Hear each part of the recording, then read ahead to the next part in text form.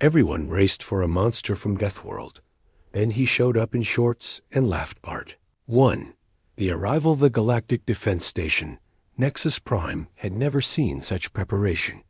Every corridor buzzed with activity as military personnel from 17 different species scrambled to reinforce bulkheads, charge weapons, and activate emergency protocols.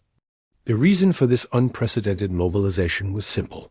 Earth's first ambassador was arriving today. Commander Zelther of the Vorthic Empire stood on the observation deck, his forearms crossed as he watched the security feeds. Behind him, General Quill's feathers ruffled with nervous energy, while Captain Rexon's scales shifted from blue to warning amber. The assembled alien dignitaries represented the most powerful civilizations in the galaxy, and every single one of them was terrified. "Remind me again why we're treating this like an invasion?" asked Dr. Norvik, the crystalline scientist whose crystalline form sparkled with analytical curiosity. "Because Earth is a Class 12 death world," Zelther replied grimly. "The planet's surface temperature ranges from freezing to boiling. The atmosphere contains a corrosive gas that literally rusts metal. Their oceans are filled with creatures that could swallow our largest vessels whole. And somehow, impossibly, sentient life not only evolved there, but thrived." General Quill's talons clicked against the deck plating. "The intelligence reports are disturbing. Humans engage in something called extreme sports for entertainment. They deliberately expose themselves to mortal danger for fun. They consume ethanol as a recreational beverage, a substance that would kill most species in the galaxy. And now they want to join the Galactic Council," Captain Rexon added, his translator barely managing to convey his anxiety. "The preliminary cultural analysis suggests they're either the most dangerous species we've ever encountered or completely insane." A proximity alarm chimed softly, and all eyes turned to the main display. A small, unremarkable shuttle was approaching the docking bay. No escort vessels, no weapons visible, just a simple transport that looked like it might fall apart if someone sneezed on it. "That's it?" Dr. Norvik's voice carried a note of disbelief. "Where's their battle fleet, their powered armor, their quantum weapons?" "Maybe they're hidden," Zelther suggested, though he didn't sound convinced. The shuttle docked with a gentle thud that barely registered on the station's sensors. Security feeds showed the airlock cycling, and then silence. The assembled dignitaries leaned forward, expecting to see some nightmarish creature emerge from the depths of the galaxy's most hostile world. Instead, they watched a human male step through the airlock wearing cargo shorts, flip-flops, and a t-shirt that read, "I survived the Grand Canyon," with a cartoon drawing of a smiling rock formation. He carried a small backpack and what appeared to be a drink with a tiny umbrella in it. "By the void," General Quill whispered. "Is that their ambassador?" The human, who looked like he was headed to a beach rather than a diplomatic summit, glanced around the heavily fortified docking bay, noted the dozens of armed guards, and broke into a wide grin. He raised his drink in a casual salute. "Hey there." His voice carried clearly through the translation system. "I'm Tommy Rodriguez from Earth. Beautiful station you've got here. Mind if I ask where the bathroom is? Long flight? You know how it is." The assembled alien dignitaries stared in stunned silence as the most feared creature in the galaxy asked for directions to the restroom, while sipping what appeared to be a tropical beverage. First contact protocol, the diplomatic reception. Hall had been transformed into a fortress. Energy shields hummed at strategic points. Automated defense turrets tracked every movement, and the air itself seemed to vibrate with tension. Ambassador Thylex of the Hegemony adjusted his ceremonial battle armor for the third time, while Minister Coven's tentacles writhed with barely contained anxiety. "Remember," Thylex addressed the assembled delegates, "we maintain maximum defensive posture until we can assess the threat level. These humans have conquered a world that would kill us within minutes of exposure. The massive doors at the far end of the hall began to open with a slow, dramatic hiss. Every alien in the room tensed, weapons charging, shields activating. This was at first contact with Earth's most dangerous representative. Tommy Rodriguez walked in still wearing his shorts and flip-flops, now with the addition of a visitor's badge that read, "Hello, my name is Tommy," in bright Comic Sans font. He'd apparently stopped at the gift shop because he was now carrying a small bag and wearing a baseball cap with the station's logo on it. "Wow," he exclaimed, looking around at the heavily fortified room. "This is incredible. Do you guys always go all out like this for diplomatic meetings? The decorations are amazing." He seemed genuinely impressed by what the aliens considered threat response infrastructure. The defensive positions, the weapons emplacements, the energy barriers. Tommy was treating it all like an elaborate party setup. "You must be the welcoming committee," he continued, walking straight toward the center of the room where a small podium had been set up. "I brought some stuff from Earth to share. Hope you don't mind I grab some snacks for the road." He reached into his backpack, and every alien in the room flinched. Energy weapons swiveled toward him. Shields flared to maximum power. Tommy, oblivious to the threat responses, pulled out a bag of mixed nuts and offered it to the nearest delegate. "Trail mix? It's got dried fruit and everything. Made it myself before I left. The chocolate chips are from Belgium. We've got this thing about chocolate back home." The Vorthic delegate he'd approached, 7-foot-tall warrior with natural body, armor and claws that could cut through steel, stared at the offered snack like it might explode. Is that food?" Thylex asked through the translation system. "Yep. Want some?" "Oh, and I brought pictures." Tommy pulled out what looked like a primitive data pad. "This is my dog, Buster. He's a golden retriever. And this is my backyard. We had a barbecue last weekend for my neighbor's birthday. That's my wife, Janet, by the grill. She makes the best burgers in the county." He was showing family photos to creatures who had expected to meet a walking weapon of mass destruction. Dr. Norvik's crystalline form flickered with confusion. "Human Tommy, we were informed that your species is highly dangerous, yet you appear to be domesticated." Tommy laughed a sound that made several delegates jump. "Dangerous? Me? I teach 3rd grade, though I guess dealing with 8-year-olds all day does require some special skills. You should see what happens when someone forgets to bring their lunch. 3rd grade?" Minister Coven's tentacles curled with bewilderment. "What is this 3rd grade?" "Oh, it's education. I teach kids, you know, small humans. Reading, writing, basic math. We're working on multiplication tables this semester. Little Sarah Henderson is having trouble with her 7s, but we'll get there." The most terrifying creature in the gnome galaxy was an elementary school teacher who packed trail mix for interstellar diplomatic missions. "Wait," General Quill interrupted, his feathers now completely flat with confusion. "If you're an educator, why did Earth send you as their ambassador?" Tommy shrugged, pulling out a chair that definitely wasn't meant for sitting and plopping down casually. "I volunteered. Janet and I always wanted to travel, and when they announced the cultural exchange program, I figured, why not? Plus, I get the whole summer off anyway." He'd volunteered for first contact like it was a vacation opportunity. The demonstration, the emergency session of the Galactic Council, had devolved into barely controlled chaos. Representatives from dozens of species clustered in heated discussion groups, their translators working overtime to keep up with the rapid fire. Exchanges of disbelief, confusion, and mounting terror. "This has to be a trick," insisted Director Rex of the Mantari Collective, her cybernetic implants flickering with rapid calculations. "No species survives a Class 12 Deathworld by being ... pleasant. The psychological warfare implications are staggering, agreed General Throck, his massive frame casting shadows across the council chamber.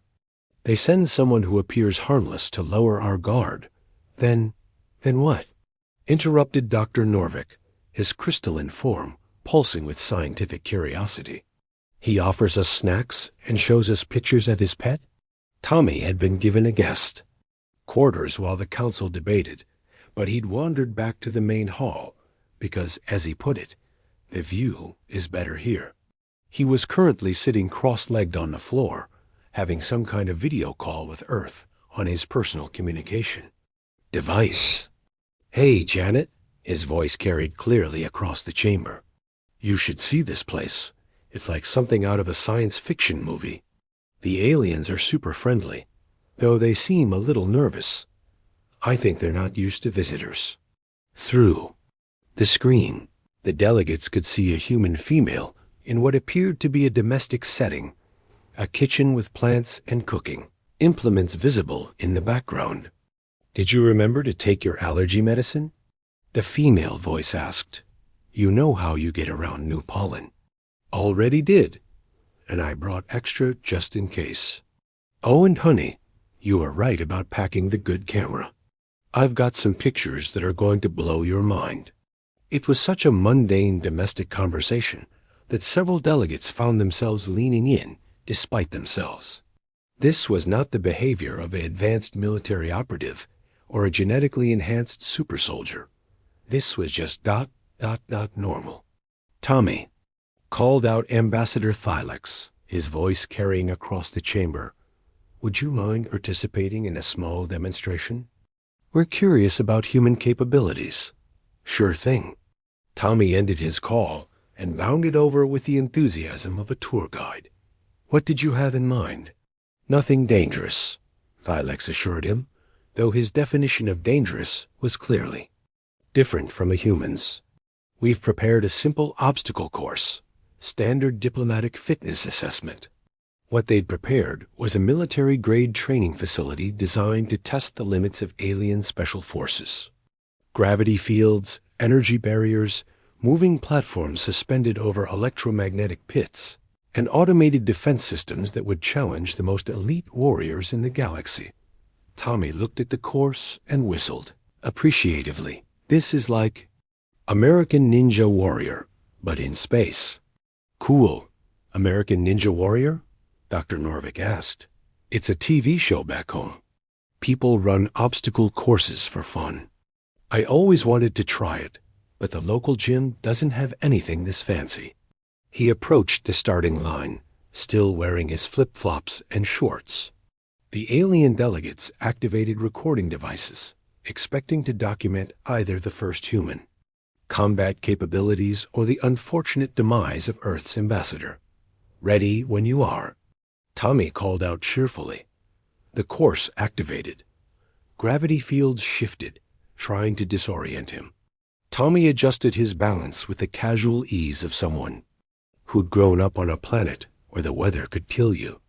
Energy barriers crackled to life, designed to force careful navigation. Tommy squeezed through gaps that should have been impossible for a creature his size, moving with the fluid grace of someone who'd spent his childhood climbing trees and exploring caves. The automated defense systems fired non-lethal deterrent beams. Tommy dodged them while laughing, treating the whole thing like a game. When he reached the electromagnetic pit, instead of using the designated handholds, he grabbed one of the moving platforms and used it as a springboard to leap across the entire section.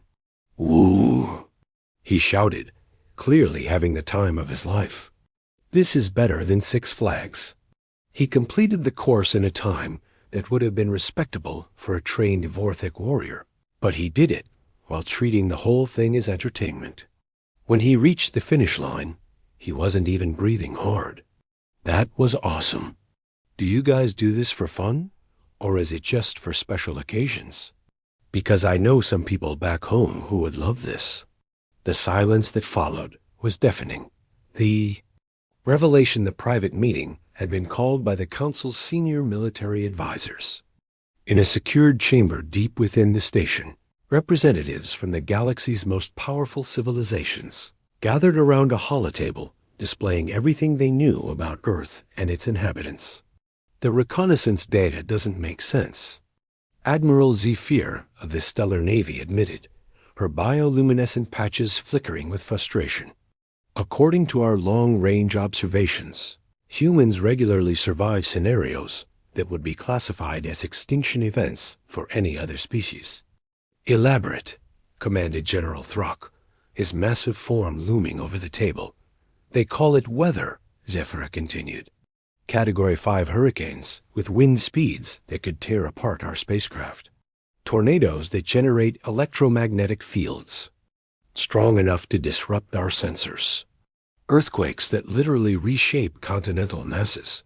And humans just continue their daily activities. Director of Rex's cybernetic implants hummed as she processed additional data. The biological analysis is equally disturbing. They consume substances that are classified as industrial solvents in our databases. They engage in recreational activities that involve deliberately falling from great heights attached only to flexible cords. They expose themselves to radiation, levels that would sterilize our homeworlds, calling it sunbathing. And yet, Dr. Norvik interjected, his crystalline form refracting the holodisplay's light. Their ambassador appears to be the most benign creature we've ever encountered. The psychological profile suggests genuine friendliness, curiosity, and a complete lack of aggressive intent.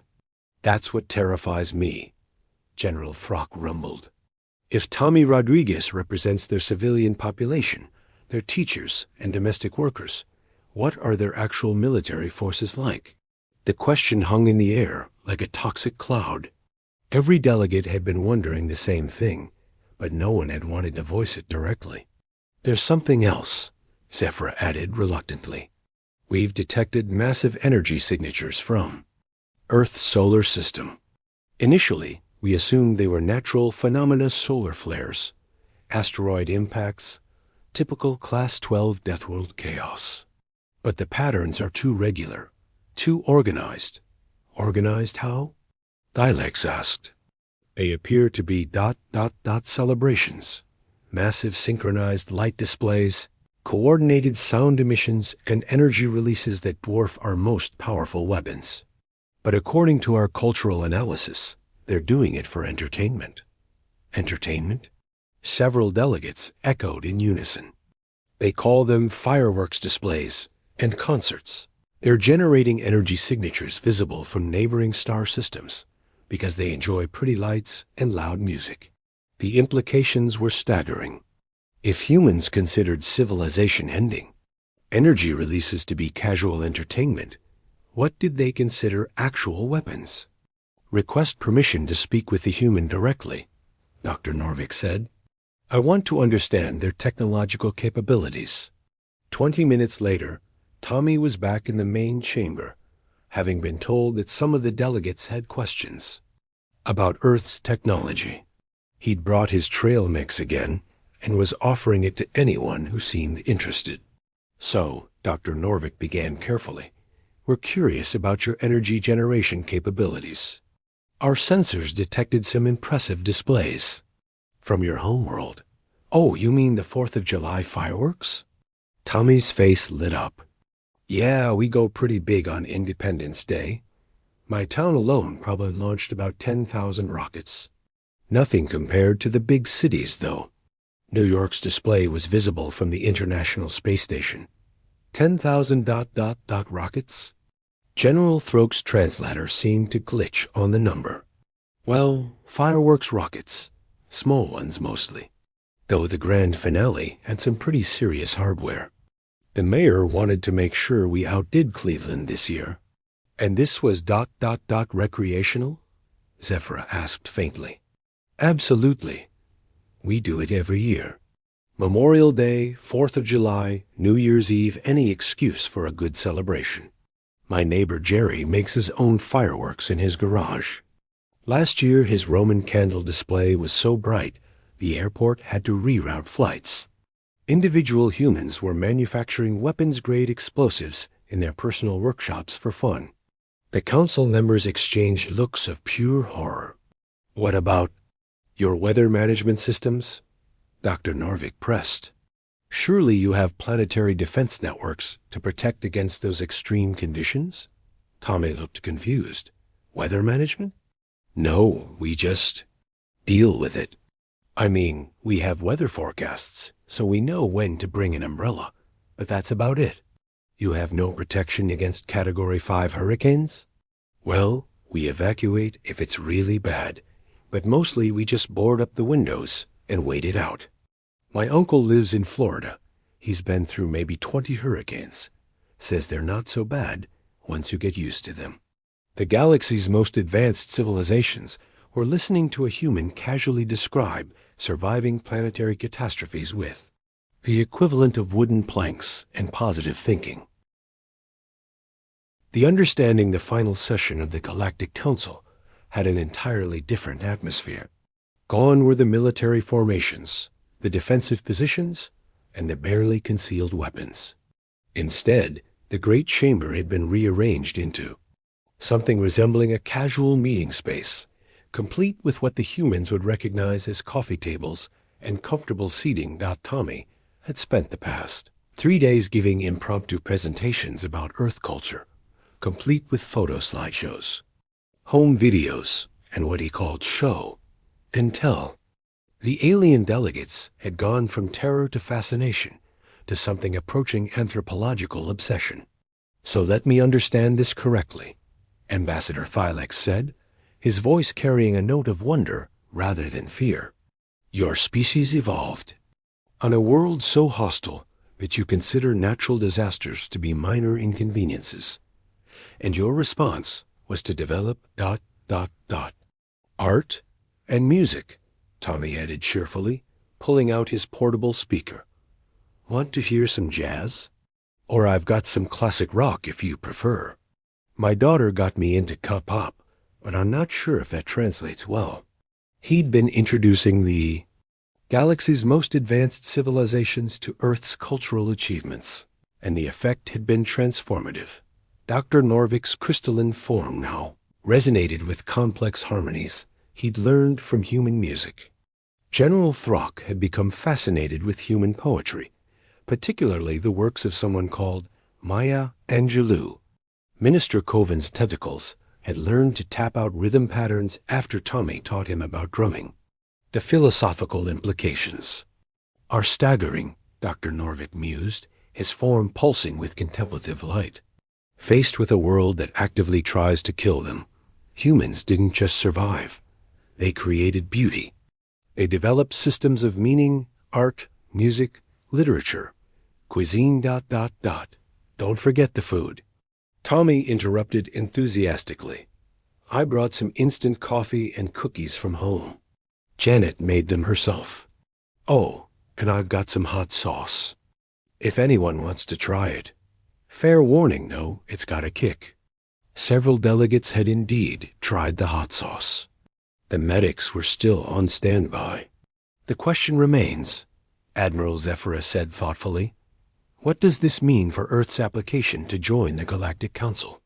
"Well," Tommy said, settling back in his chair with a cookie, "I can't speak for all of Earth, obviously.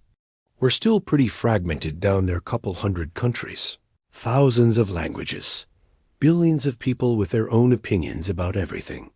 But I think most folks would be excited about the opportunity." "Excited?" General Throck asked. "You're not concerned about the challenges of interstellar diplomacy? The complexity of interspecies relations?" Tommy shrugged. "I teach 3rd grade. Trust me, I've dealt with more complex social dynamics than most galactic councils. Ever try to mediate a dispute between 8-year-olds over who gets to be the dinosaur during recess? That's advanced diplomatic training right there." The absurdity of it struck everyone simultaneously. They'd been preparing for first contact with a species of super soldiers, and instead they'd met an elementary school teacher who considered playground disputes adequate preparation for interstellar politics. "There's something else," Tommy continued, his tone becoming more serious. I know you've all been wondering about our military capabilities, our weapons, our potential for aggression. I get it from the outside. Earth probably looks pretty scary. The delegates leaned forward. This was what they'd been waiting for. But here's the thing, Tommy said, pulling out his phone and showing them another picture. This is my classroom. 23 kids, ages 8 to 9. They come from different backgrounds, different cultures, different family situations. Some of them have learning disabilities. Some are dealing with problems at home. Some are just having trouble making friends. He scrolled through more pictures, children of various ethnicities working together, playing together, learning together. Every day, I help them figure out how to get along, how to share, how to compromise, how to appreciate each other's differences. It's not always easy, but it's possible. And if we can do that with a room full of 8-year-olds, I think we can probably manage it with a galaxy full of adults. The simple wisdom of it was overwhelming. This wasn't military strategy or diplomatic theory. It was human nature distilled down to its essence. So, Tommy concluded, standing up and brushing cookie crumbs off his shorts, what do you say? Want to give it a try? I promise we'll do our best to get along with everyone. And Janet's already started working on some recipes she thinks you might like. The vote was unanimous. As the session ended and delegates began filing out, chatting excitedly about cultural exchange programs and educational initiatives, Tommy packed up his things and prepared to head home. He'd promised his class a full report on his space adventure, complete with pictures and souvenirs. Tommy, Dr. Norvik called out as the human headed toward the exit. One final question. Given everything we've discussed, everything you've learned about the galaxy's concerns about your species, do you have any regrets about volunteering for this mission? Tommy paused, considering the question seriously. Then he broke into that characteristic grin that had become so familiar to the alien delegates. Are you kidding? This has been the best summer vacation ever. Wait until you meet the rest of the teachers at my school. They're going to be so jealous. And with that, the most terrifying species in the galaxy's first ambassador headed home to prepare lesson plans for the fall semester, leaving behind a galaxy that had learned something profound about the relationship between survival and hope, between strength and kindness, between the ability to destroy and the choice to create. Earth's application to join the Galactic Council was approved with the fastest, unanimous vote in the organization's history. The paperwork was filed under Cultural Exchange Program,